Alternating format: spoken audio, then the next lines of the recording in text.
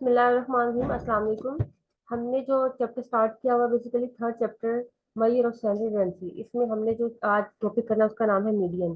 49 MCQ से start करना है। Median divides the data into two equal parts. ये मैं आपको बताती रही हूँ कि जो मीडियन है डाटा को दो इक्वल पार्ट्स में डिवाइड करता है। It is necessary to arrange the values in an array before finding median. हमेशा ये याद रखना, अरेंज डाटा को डिवाइड करता है टू इक्वल पार्ट्स में। अगर डाटा अरेंज नहीं है तो उसको अरेंज करना है सबसे पहला step. Median of the letters of the word seven is, seven में जो है हमारा रिपीट कौन कौन सा वर्ड हुआ है। तो हमारा इसमें बेसिकली देखें आपके पास जो है एन, इसको अरेंज करोगे डाटा को तो ई, इस तरह से आप देखो क्या बनता है सेवन में। सबसे पहले हमारे पास आ जाएगा ई, दोबारा से ई आ जाएगा। आपने मोड ही नहीं देखना, आपने मीडियन देखना है। उसके बाद ई के बाद एन आ जाएगा, फिर एस आ जाएगा और फिर जी आ जाएगा। अब दो यहाँ से छोड़ दिए, दो यहाँ से छोड़ दिए, दरमियान वाला वर्ड बनता है एन, तो हमारा मीडियन हो गया एन। अरेंज डाटा का देखना, हमें याद रखना अरेंज डाटा का हमें मीडियन देखना है। और अगर मोड होता है इस डाटा में तो हमारा मोड होना था ई, मोस्ट रिपीटेड वैल्यू। अच्छा जी, इसके बाद आता है द मीडियन ऑफ -3 0 -5 इज। अब इसमें मीडियन क्या है हमारे पास, हम डाटा को अरेंज करेंगे तो पहले आएगी -5 और -3, फिर -5 से करके हम इसको अरेंज करते हैं। देखो सबसे जो इसमें छोटी वैल्यू है वो -5 और उसके बाद -3 और उसके बाद 0 और दरमियान वाली वैल्यू बनती है -3, तो हमारा मीडियन होगा -3। ठीक है। इसके बाद आता है हमारे पास next, which of the following average is not based on all the values. Median जो है वो सारी वैल्यूज को बेस नहीं करती, तो सेंटर वाली वैल्यूज को बेस करती है। हाल ये मैंने आपको बताया था कल, arithmetic mean, geometric mean, harmonic mean, ये सारी वैल्यूज को बेस करते हैं। और जो मीडियन, क्वार्टाइल, डिसाइल, परसेंटाइल, ये सारे डाटा पे बेस नहीं करते। नेक्स्ट है the mean of two numbers 2 and 8 is 5, then their median will be. अब हमारे पास दो नंबर है 2 and 8, उसका जो है मीन तो 5 है। अब हमें उसका मीडियन बताना है, तो क्या करेंगे, पहले तो हमें 2 और 8 है, दो नंबर अरेंज है। हमें इनका क्या करते हैं, मिडिल वैल्यू निकालते हैं ना, दोनों को ऐड करके उसकी मिडिल वैल्यू निकाल लेंगे, तो हमारे पास वो आ जाएगी 5 आ जाएगी। ठीक है। 8 और 2 को ऐड करो तो 10 बनता है, 10 को फिर 2 पे डिवाइड कर दो तो 5 बन जाएगा। ठीक है। तो इसके बाद आता है we must arrange of data before calculating median, ये भी ऊपर हमने देख लिया था। अब आते हैं क्वांटाइल्स पे। Upper quantile Q3 is equal to, Q3 को हम P75 से, ये चीज देखो मैंने आपको क्लास में बताई हुई चीजें आ सकती हैं एमसीक्यूज में। Q3 को हम P75 भी कहते हैं और Q1 को हम क्या कहते हैं, 25%, P25। ठीक है। P का मतलब है परसेंटाइल, जो 75 होता है वो Q3 के बराबर होता है। P25 जो है वो आपका किसके इक्वल होता है, Q1 के इक्वल होता है। ठीक है। और D7 का मतलब है ये किसके इक्वल होता है, P70 के इक्वल होता है। देखो लाहौर बोर्ड में आया हुआ ये। तो D7 है किसके इक्वल होता है, 70% के इक्वल। नेक्स्ट आता है most popular value of the data is set is called mode. जो डाटा में बार बार वैल्यू रिपीट हो रही हो मोस्ट पॉपुलर, उसको मोड कहते हैं। For positively skewed distribution mean is, अब ये पॉजिटिवली स्क्यूड के लिए आपको पता है ना, ये वाला ग्रेटर देन वाला साइन होता है, नेगेटिवली के लिए लेस देन वाला होता है। याद रखना इनकी ये जो है ये पैटर्न याद रखना कि मीन मीडियन मोड इस तरह से आता है। इसमें भी मीन मीडियन मोड, लेकिन साइन ऐसे हो जाएंगे ग्रेटर देन की फॉर्म में और लेस देन के लिए ऐसे हो जाएंगे। ठीक है। ये नहीं करना कि दरमियान में मोड आ जाएगा साइड में मीडियन, ये नहीं, याद रखना गर्ल्स, बार बार कल में मैंने बताया था median is sandwich between mean and mode. Median हमेशा दरमियान में आना मीन और मोड के। अब ये वाला जो है ये वाला पार्ट है सिमेट्रिक के लिए, मैंने आपको एमसीक्यूज भी दिए थे आपके इसमें दिसंबर टेस्ट में।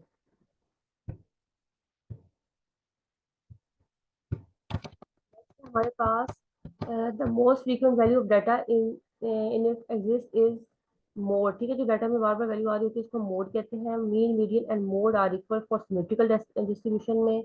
In symmetrical distribution the mean median and mode are always equal. तो वही चीज, दोनों चीजें डिफरेंट तरीके से पूछी उन्होंने। The mode of the word of the statistic क्या है हमारे पास, स्टैटिस्टिक का मोड क्या होगा। इसमें हमारे पास देखिए रिपीट क्या हो रहा है, एस है वो 3 टाइम आया है और जो टी है वो भी 3 टाइम है, तो एस ओ टी हमारा इसमें क्या हो जाएगा, मोड। ठीक है। आगे आता है the middle value of an order series is, और 50% डिसाइल भी कहते हैं, फिफ्थ डिसाइल भी कहते हैं, मीडियम भी कहते हैं। ये चीज भी हमने पढ़ी हुई है।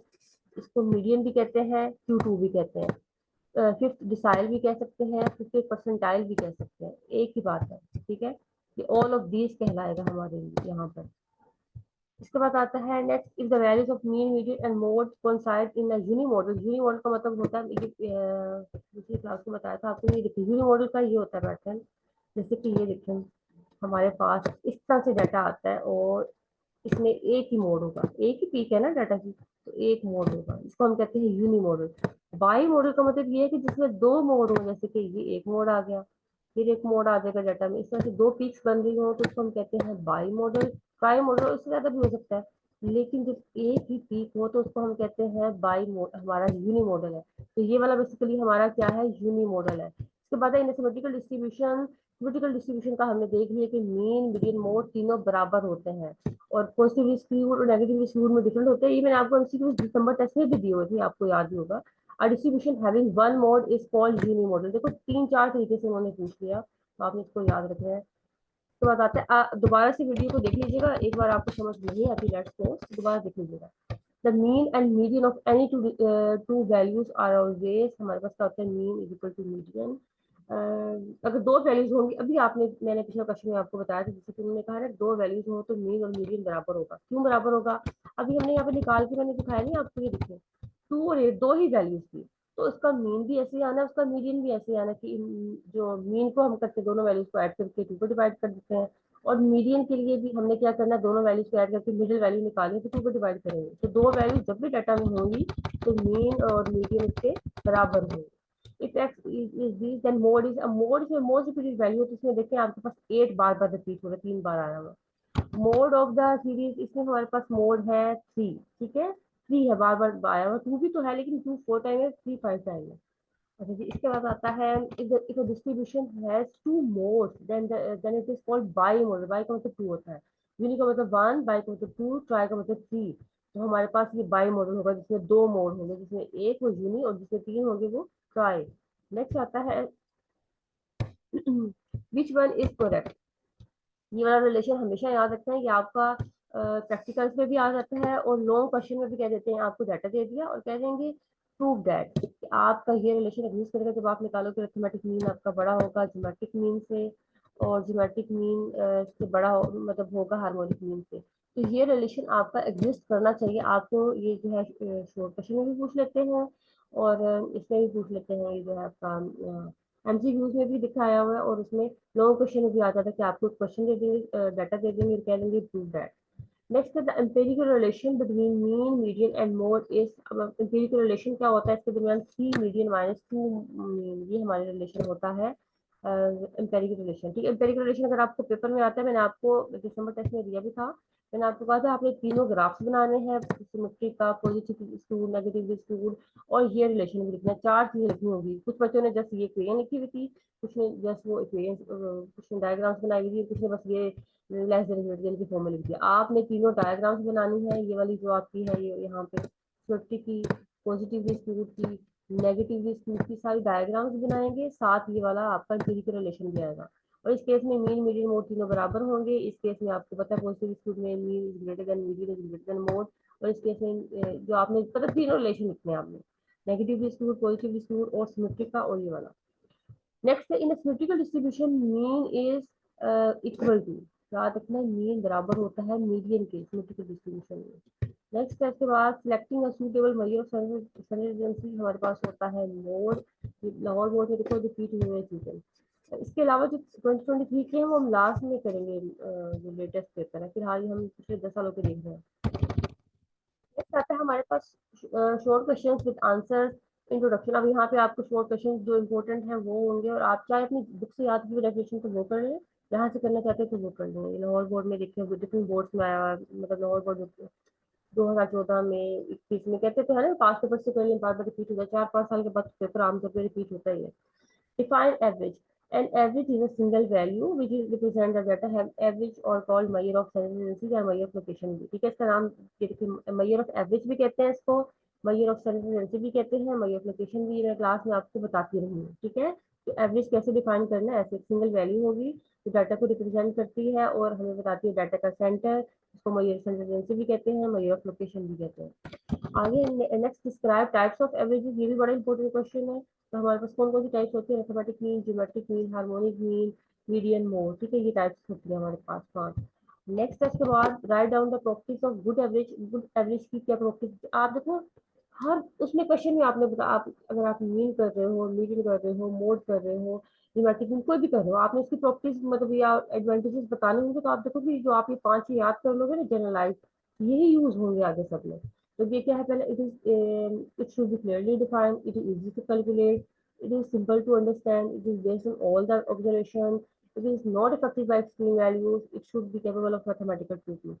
अब यही जो सिक्स है ना, इन्हीं को रीअरेंज करके दो तीन आपके एडवांटेज बन जाते हैं, दो तीन आपके डिसएडवांटेज बन जाते हैं, हर एक mean, median, mode, harmonic mean, geometric mean, सबके। ठीक है। नेक्स्ट आता है स्टैटिस्टिकल एवरेज। क्या होता है? An average is a single value which represent the data. Average are called measure of standard या मेजर ऑफ लोकेशन, हम उसको कहते हैं। ठीक है, ये ऊपर भी हमने पढ़ लिया, यहाँ भी पढ़ लिया। स्टैटिस्टिकल एवरेज आ जाए एक ही बात है। नेक्स्ट है अरिथमेटिक मीन। क्या होता है? वेटेड मीन क्या होता है? Arithmetic mean is defined, arithmetic mean का जो आपने डेफिनेशन याद की है, sum of values divided by number of values, वही है यहाँ पे, लेकिन आप बुक से याद की है तो वही सही है, जहाँ से आपको इजी लगता है, और ये उसका फॉर्मूला है।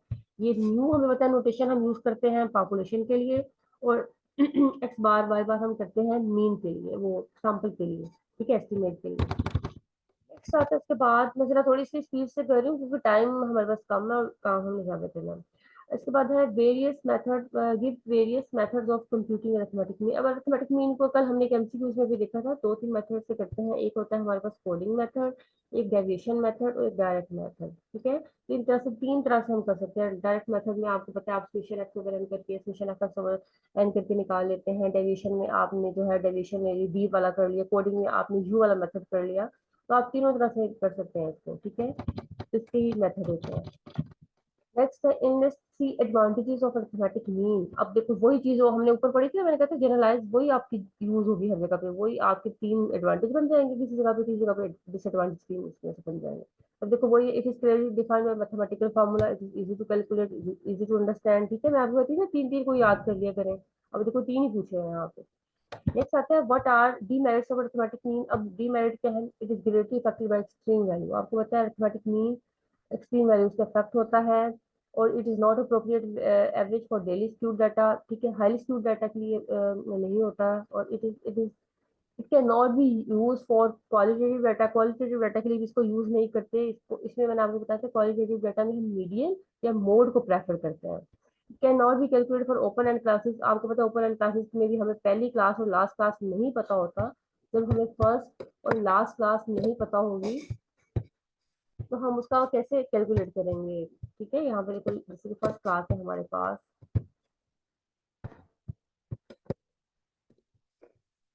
तो ये देखें,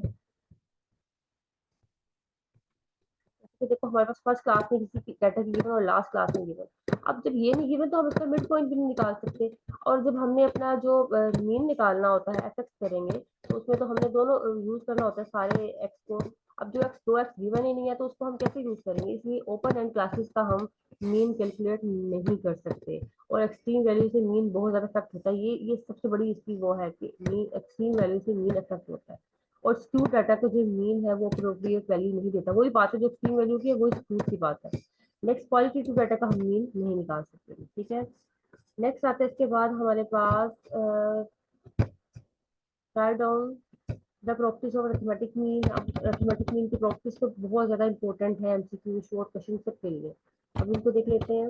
ये हमारे पास क्या है, पहले देखते हैं, ये देखते हैं समीशन एक्स माइनस एक्स बार या वाई माइनस वाई बार हमेशा हमारे पास जीरो होती है। क्या है? The sum of deviation of observation from their mean is always zero. ठीक है, इसके बाद सेकंड वाला होता है हमारे पास, the mean of a constant is always constant. ये हमने एमसीक्यू में भी देखा और यहाँ पे भी देख लिया, तो ये जो कांस्टेंट है उसका मीन कांस्टेंट इटसेल्फ होगा।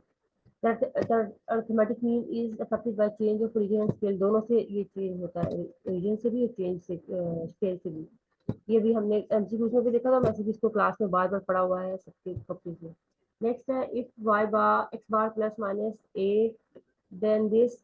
अब यहाँ पे क्या है, अगर हमारे पास, ये उन्होंने बता दिया आपको कि अगर आप कोई चीज वैल्यू ऐड कर रहे हो, सब्ट्रैक्ट कर रहे हो, तो आपके दूसरे वाले मीन में भी वो आ जाएगी, इफेक्ट होगा उससे। ठीक है, नेक्स्ट है the sum of scale of variation from observation from their mean is always minimum. यानी कि आप समीशन ये करते हैं, summation Y minus Y bar square, तो वो आपके पास मिनिमम होगा। और summation y minus Y bar करेंगे तो 0 याद रखना है, 0 होगा इस साइड पे और y स्क्वायर होगा तो मिनिमम।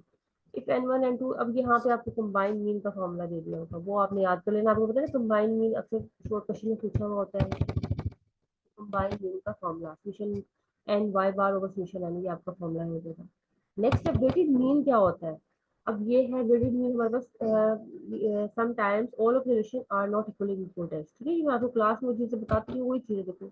आप जिंदगी में हर चीज को इक्वल इम्पोर्टेंस तो नहीं देते ना, किसी को ज्यादा तो किसी को कम। इसी तरह से यहाँ पे भी ये है कि आप सब ऑब्जर्वेशन को इक्वल इम्पोर्टेंस तो नहीं देंगे ना। To show the importance of every observation assign to it as call for weight. यानी कि किसी को हम ज्यादा इंपॉर्टेंस दे रहे हैं, इसका मतलब उसको हम ज्यादा वेटेज दे रहे हैं। किसी को होता है ना, हम ज्यादा कह दिए कि हाँ ये इतना ये चीज ज्यादा हमने पहले काम करना है, कुछ भी। अगर आप लेट्स को सब्जेक्ट पढ़ने के लिहाज से कह रहे हो तो आपको कि हाँ मैं मैथ को स्टैट्स को भी ज्यादा करूँ प्रेफरेंस, और कंप्यूटर को इंग्लिश को उर्दू और इस्लाम को थोड़ी सी कम कर लूँ। इस तरह से आप ज्यादा इंपॉर्टेंस ज्यादा वेटेज इन सब्जेक्ट्स को दे रहे हो, उनको कम दे रहे हो। तो जो आप ये कर रहे होते तो आप ज्यादा वेट दे रहे हो उनको या ज्यादा इंपॉर्टेंस दे रहे हो। If the observation y1, y2, y3, yn are have respective weights these, then the arithmetic mean is। अब arithmetic mean का फॉर्मूला जो होता है बेसिकली, ये मैंने आपको क्लास में भी बताया था कि बेसिकली देखा जाए तो ये आपके पास जो होता है हमारे ग्रुप डाटा की तरह का। ये अगर याद करने में मुश्किल हो तो आप ग्रुप डाटा की तरह से ही कह सकते हैं। इसमें क्या होता है, बस आपके साथ एफ एफ आ रहा होता है और यहाँ पे आपके साथ डब्ल्यू आ रहा होता है। बाकी सारा तो देखिए वही summation F x over summation F, तो वही बन रहा है ना। बस डब्ल्यू यहाँ पे यूज करेंगे हम एफ की जगह पे। तो वही एक तरह से है। आपने आपके पास अगर डाटा होगा तो एक एक्स होगा, एक आपके पास डब्ल्यू होगा। तो आपने एक कॉलम बना लेना है डब्ल्यू एक्स का, और उसके बाद आपका ये सम और ये वेट वाला सम यूज करके आप ये निकाल लेंगे। ठीक है, नेक्स्ट है हमारे पास what is the difference between simple arithmetic mean and weighted mean। arithmetic mean क्या होता है और weighted mean। अब arithmetic mean का हमने ऊपर पढ़ ली, sum of values divided by the number। weighted mean भी हमने ऊपर पढ़ लिया, relative importance जिसको हम देते हैं, relative weight देते हैं। वो हमारे पास दोनों का यहाँ पे डिफरेंस कंबाइन। देखो पहले सेपरेट सेपरेट पूछ लिया, फिर हमने कंबाइन। आप याद कर लें कंबाइन आए सेपरेट आए, आपको बस आना चाहिए। ठीक है, नेक्स्ट है देखिए लाहौर बोर्ड में 21 में the sum of deviation of 15 values from 20 is 45। ठीक है, अब उन्होंने कह दिया फाइंड अरिथमेटिक मीन। अब ये इसको देखो अंडरस्टैंड करने का तरीका, द सम ऑफ डेविएशन यानी कि कोई डेविएशन गिवन है और 15 वैल्यूज। 15 वैल्यूज का मतलब एन हमारे पास 15 है, और फ्रॉम 20 यानी कि जब फ्रॉम दिया होता है वो ए होता है यहाँ पे, और इस 45 जो वैल्यू का सम उन्होंने क्या कहा है, sum of deviation. Sum of deviation, deviation का मतलब ये होता है ना एक्स माइनस समथिंग होगा, क्योंकि वैल्यू एग्जिस्ट कर रही है ना। अब यहाँ पे ये वैल्यू आ रही है 45। ठीक है, तो ये हमारे पास आ जाएगा यहाँ पे 45, और यहाँ पे मैं लिख देती हूँ नेक्स्ट मजीद में अगर इसको लिखती हूँ तो ये बन जाएगा समीशन एक्स माइनस 20 यानी कि sum of deviation from 20 is 45। Clear है। अब यहाँ पे मैंने इसको आपको कह दिया, जब भी आपका यहाँ पे कोई भी वैल्यू एग्जिस्ट करती है इसको मैं कह सकती हूँ ये मेरा क्या है, डी है। क्या है, समीशन डी है। और मैंने यहाँ से मीन फाइंड करना, तो मेरा फॉर्मूला क्या होता है मीन का, X bar equal to plus summation D over N. ठीक है, अब एन भी गिवन है, डी भी गिवन है, ए भी गिवन है, सारी चीजें गिवन है। देखो यहाँ पे आपने इस फॉर्मूले में पुट कर दीजिए और आपके पास मीन आ जाएगा। क्वेश्चन को अंडरस्टैंड करना है थोड़ा सा तब वो है, बाकी बाकी तो क्वेश्चन का ये फॉर्मूला आपको आना चाहिए तो आप आसानी से कर लेंगे। तो डेविएशन को मैंने कहा है अभी आपको, डेविएशन को हम डी कहते हैं अगर यहाँ पे कोई ना कोई वैल्यू एग्जिस्ट करती है। अगर ये जीरो होता है तो हम इस डेविएशन में इसको ए नहीं कहते, फिर एक्स बार कहना था। अच्छा नेक्स्ट आता है इसके बाद अगला क्वेश्चन है question number 13। given x bar x bar 2 x bar 3 each mean is based on 6 observation, find the combined mean। अभी मैंने आपको कहा था combined mean के शॉर्ट क्वेश्चन में बड़े क्वेश्चन आ जाते हैं। तो आपने तीनों मीन्स को लिखा, तीनों के एंड हमारे पास हमें उन्होंने बताया एंड 6 है, तो दोनों वो क्या है, each mean is based on 6 observation, find the mean. अब जो है यहाँ पे आपकी जो वैल्यूज है ये टू इस तरह से हो जाएगा, कंबाइंड मीन की उन्होंने ऑब्जर्वेशन टोटल बता दी थी, तो हमने यहाँ से इस तरह से करके इसको कैलकुलेट कर लिया फॉर्मूले के अकॉर्डिंग था। इस बार को एन के साथ मल्टीप्लाई करते गए और इसके मुताबिक हमारा ये आता है। अगला क्वेश्चन है गिवन यू। अब यू है यहाँ पे, मैं आपको क्वेश्चन सोल्व करने से पहले बता दूं, ये आपके पास ए होता है और जो नीचे होता है वो हमारा क्या कहलाता है, हमारा एच कहलाता है। ठीक है, यू किसके इक्वल होता है, एक्स माइनस ए ओवर एच। अब ये जहाँ ये वाली वैल्यू होगी ये हमारी ए हो जाएगी, ये वाली वैल्यू होगी एच हो जाएगी। समीशन एफ भी उन्होंने बता दिया, समीशन एफ पी, और फाइंड द अरिथमेटिक मीन। अब अरिथमेटिक मीन का फॉर्मूला इसका क्या होता है कि आप गिवन दैट चीजें थी वो लिखी हमने, ये फॉर्मूला होता है। मैंने कल भी आपको एमसीक्यूज में बताया था, मल्टीप्लाई बाय एच हम करते हैं यू वाले फॉर्मूले में, ठीक है। अब यू वाले फॉर्मूले में A plus summation F U, summation F multiply by H आ गया। समीशन एफ यू भी गिवन है हमें क्वेश्चन में, समीशन एफ भी गिवन है, एच हमने देख लिया वो भी गिवन हमने निकाल लिया यहाँ से, और ए भी हमने निकाल लिया। सारी वैल्यूज को सब्स्टिट्यूट किया और सिंप्लीफाई करके हमारे पास आंसर आ गया, ठीक है। नेक्स्ट क्वेश्चन है हमारे पास, given summation x minus 10 equal to 0। अब उन्होंने कहा अब फाइंड द मीन। अब क्या मीन होगा इसमें, हमें पता है कि जब ये 0 आ गया तो हमारे पास जो 10 है यही हमारा मीन है अकॉर्डिंग टू प्रॉपर्टी। अगर ये हमारे पास 0 आ जाता है तो यही हमारा मीन है, ठीक है। ये मीन हो गया, हमने बता दिया। अगला है find the arithmetic mean when d is equal to d। अब d है, d हमेशा हमारे पास x माइनस a होता है, तो ये क्या है हमारे पास a है ये, ठीक है। ये क्या है a, मिशन एफ डी बता दिया, एन बता दिया। अब क्या करेंगे हम अपने फॉर्मूले में A plus mission F D बस मिशन एफ करेंगे। यहाँ पे हमें पता है हमारा मिशन एफ डी गिवन है, मिशन एफ ये एन जो है आपको पता है ना, मिशन एफ डी कहते हैं इसको। एन हमेशा याद रखना है, एन को हम मिशन एफ डी कहते हैं। अब ये हमने हम यहाँ पे मिशन एफ की वैल्यू रख दी, ये भी रख दी, ये हमने यहाँ से देख लिया। सारी वैल्यूज को सब्स्टिट्यूट करके हमारे पास आंसर आ जाएगा, ठीक है। चीजें बार बार रिपीट हो रही हैं, आप इसकी प्रैक्टिस करेंगे। आपने इन सबको जो है ना अपने नीट पे या रफ रजिस्टर पे जरूर करना है, ताकि आप जब इसको बाय हैंड कर लें एक बार आपको भूले ना। नेक्स्ट है compute mission x if x equal to 5 and n equal to 10 given. अब यहाँ पे देखो हमारे पास एक्स बार और एन गिवन है, हमने यहाँ से क्या करना है, जस्ट आपने एक्स बार वो समीशन एक्स निकालना है, भी हमारा एमसीक्यूज में भी था। हमने x bar equal to summation x को एन किया, यहाँ से एक्स बार की वैल्यू को पुट किया, एन की वैल्यू को पुट किया और समीशन एक्स निकाल लिया क्रॉस मल्टीप्लिकेशन करके, ठीक है। बिल्कुल सेम ऐसा एमसीक्यूज भी था आपका। अच्छा जी, नेक्स्ट आता है इसके बाद हमारे पास question number 18, given find summation X. अब यहाँ पे भी सेम देखो वैल्यू चेंज करना आपने वही मिशन एक्स बताना है। अगर आपके पास ये है, हमने पहले मिशन एक्स एक्स बार का फॉर्मूला लिख लिया, ठीक है। ये एक्स बार है, यहाँ पे एक्स बार का फॉर्मूला लिख लिया और एक्स बार की एन की वैल्यू को पुट करके मिशन एक्स को क्रॉस मल्टीप्लिकेशन से ऑब्टेन कर लिया, ठीक है। नेक्स्ट क्वेश्चन में है कंबाइन मीन। चीजें रिपीट होंगी बार बार, आप जब एक बार इन सबको कर लो ना क्वेश्चन को रजिस्टर पे, आप देखोगे कि आपको अनसीन क्वेश्चन भी आते तो आपको मसला नहीं होगा। लेकिन हर चीज जो है ना प्रैक्टिस मांगती है, बस आपने इसको करना है बाय हैंड, ठीक है। x is equal to 30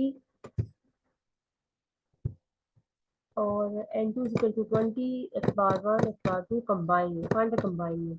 अब यहाँ पे आपको सारे n गिवन है, आपने कंबाइन इनका फॉर्मूला पुट किया, लिखा और उसके सारी वैल्यूज को सब्स्टिट्यूट कर दिया। अब ये दो वैल्यूज वाला है तो हमने दो वैल्यूज के लिए लिख देना। अगर 3 तक एक्सटेंड हो रहा तो हमारे पास n3 x bar 3, ये 3 तक का जाना था, तो लेट्स सपोज ये 4 तक हो रहा तो हमारा n plus n4 x bar 4 होगा, तो नीचे 3 प्लस n4 जितनी वैल्यूज का होगा आपने कंबाइन इतनी वैल्यूज का निकालना होगा, ठीक है। हमें दो वैल्यूज की। नेक्स्ट है देखो कितनी रिपीट होगी, summation x minus 35 equal to 0 और ये हमारे पास 5 है। अब ये 0 है तो इसका मतलब है ये हमारे पास क्या होगा, x बार होगा, याद रखना है। ये 0 है तो x बार, ये 5 है तो इसका मतलब है ये हमारे पास मीन नहीं है, ये हमारे पास कोई आर्बिट्रेरी वैल्यू है, ये हम कह सकते हैं। ये -5 है तो इसका मतलब है ये भी हमारे पास मीन नहीं है, इसको हम आर्बिट्रेरी वैल्यू a कह सकते हैं। What is the value of mean and y। अब हमने बता दिया मीन की वैल्यू तो इनके पास 35 है, और y का मतलब क्यों, क्योंकि हम बाय प्रॉपर्टी कह सकते हैं कि हमारे पास the value of arithmetic mean is 35 according to the property of arithmetic mean the sum of deviation from their mean is always 0। अगर ये 0 होगा, अगर ये 0 नहीं है तो डेविएशन मीन से नहीं ली हुई, तो डेविएशन आपने ए से ली हुई है। ये चीज आपने बता देनी है आपको बाय में, ठीक है। तो देख लो क्वेश्चन कितनी बार रिपीट हो रहा है, मैं आपको क्लास में कहती हूँ इतनी चीजें आ सकती है एमसीक्यूज में, शॉर्ट क्वेश्चन तो आई हुई है। हमारे पास नंबर 21,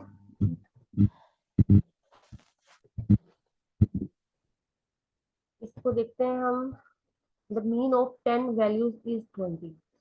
10 वैल्यूज हैं और उनका मीन जो है हमारे पास 20 है।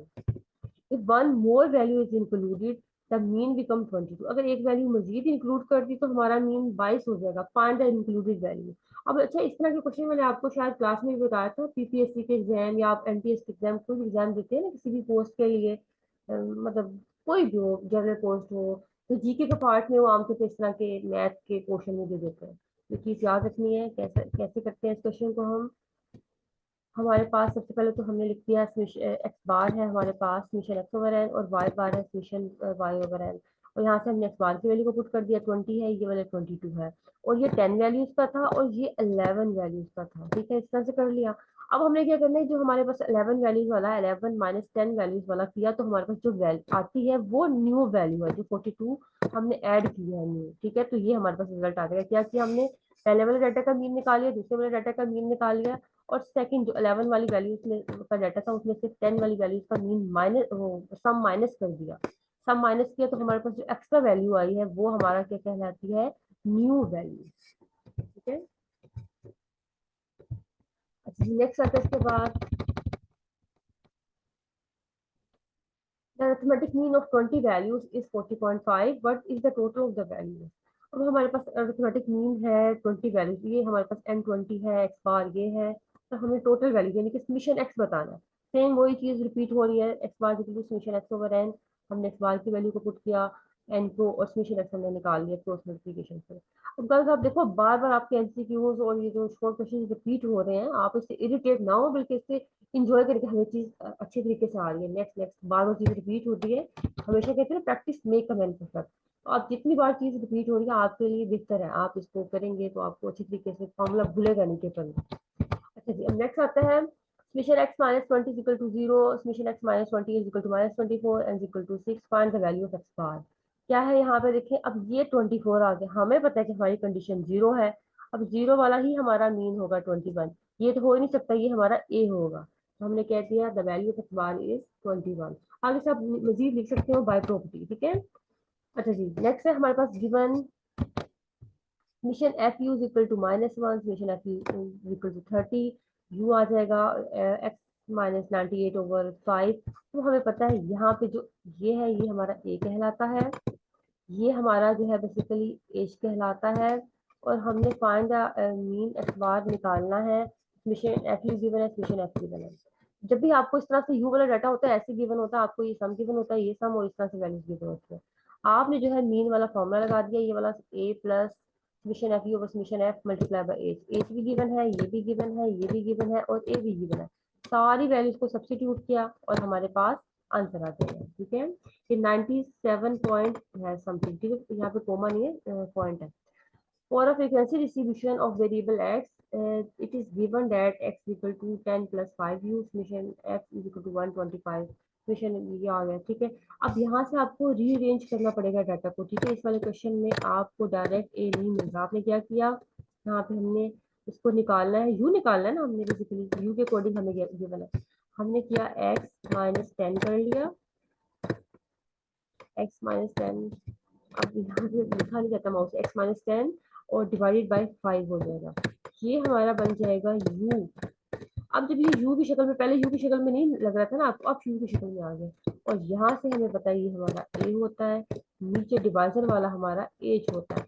a भी आ गया, h भी आ गया, और ये f भी गिवन है, सॉल्यूशन f भी गिवन है। वही फॉर्मूला लिखा जो ऊपर लिखा था, और उसमें वैल्यूज को सब्स्टिट्यूट कर दिया। ठीक, सिंपल। h हमारा 5 है, अभी हमने देखा है, और a हमारा d है, वो हमने यहाँ पे पुट कर दिया, हमारे पास रिजल्ट आ जाएगा। ठीक है,